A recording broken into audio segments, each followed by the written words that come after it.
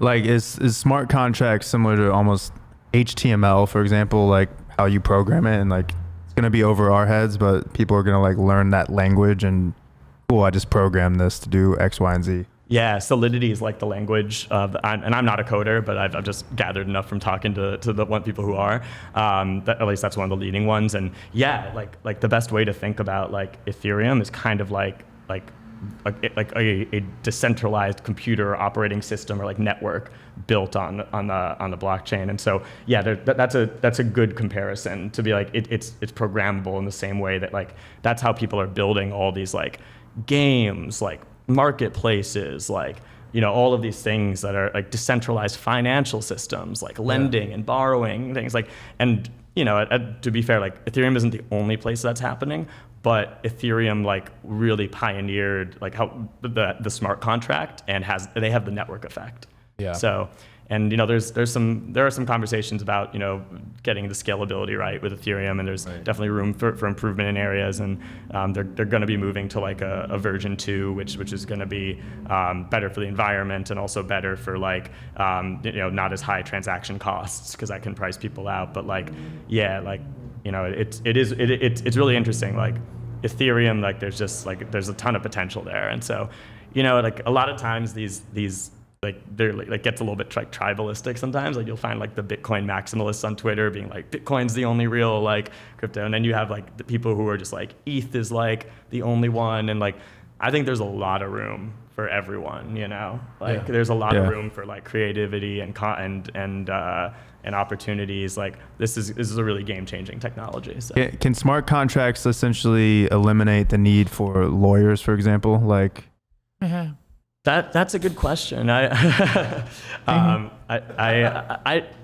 it's like when we do, like if you're just dealing with like me to Kevin, like, hey, I want to do this, I want to do business with you, blah, blah, blah. Like the reason you need real life contracts, because like I want to make sure he holds up his end of the bargain, right? But if the smart contract is in place, and I'm like, you'll get your money when this action is completed. I don't know how to. Yeah. Like it's definitely not going to eliminate the need for lawyers across the board, obviously. Right. But there are definitely some like base level, like that, like the idea almost like of escrow, right? Like this thing gets put in escrow and then it's released once this, like you can build, like that gets built into the contract. So like there's no risk of you like of it like of one side letting it down, Wow. So yeah, like there are definitely some areas where like that can move things forward, and Because it's almost like this wall for smaller or mid-sized businesses where you have to get over that hump of being able to be legitimate, whether it's like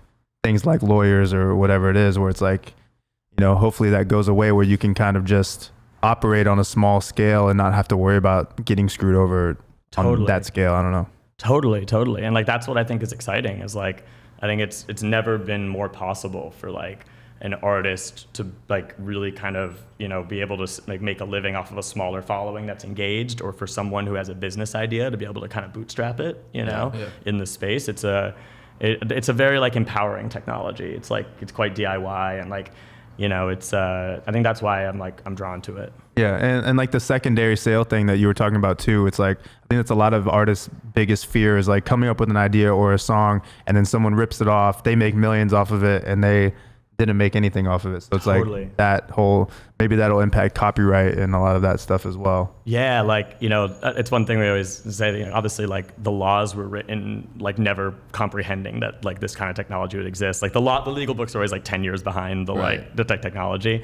And so it's a very interesting area, like the legal side of this. But I do think that there are some encouraging signs, like the Wyoming just passed this like DAO bill for like decentralized autonomous organizations, and it's like the first like legally recognizable sort of status for those, and so like things will catch up. So what does that mean exactly? A decentralized organization, like So how does that work? It can mean a lot of different things. Like they call them DAOs, and it's cool because like.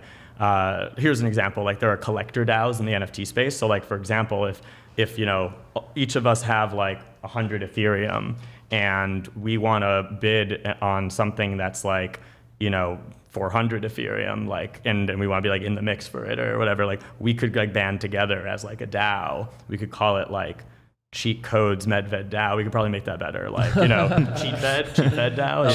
Cheat fed Medcode, yeah. I mean, Medcode, nice. Medcode kind of sounds like a crypto native thing right there. Yeah. So like we start Medcode DAO, and like, you know, we kind of like, we can essentially have like collective governance over this, and we can actually, like, we could launch our own governance token, like, you know, Med or Code or whatever, you know, that could like we could issue it like equally to the members, and then as it grows, like, you know, we have certain says in things and votes as to like where this, you know, where we invest things, and it's really interesting. And so like they're like collector DAOs, and you're seeing a lot now, like you're seeing at some of these like really high profile auctions, you're seeing like one DAO going against another DAO, and it's it's kind of like I just realized this, so I'm thinking aloud right now, but it's kind of like the super teams in the NBA. Oh, God. It's like all these collectors like banding together to like LeBron, Chris Bosh. We're the big four. yeah, there you go. Would you say that you can kind of create like an IPO without having to be like a big company, like you know what I'm saying? So yes and no. Like, so that happened a lot in 2017. I know the initial coin offerings, but more just like if you were a company and you, like you said, you want people that have these tokens can be involved in your company, but maybe you're not, you know, a $200 million company and you wouldn't. Yeah, you know. like as long as it's not a, like, you just have to be really careful to ensure it's not like a security, but as defined by the SEC. Fuck the SEC.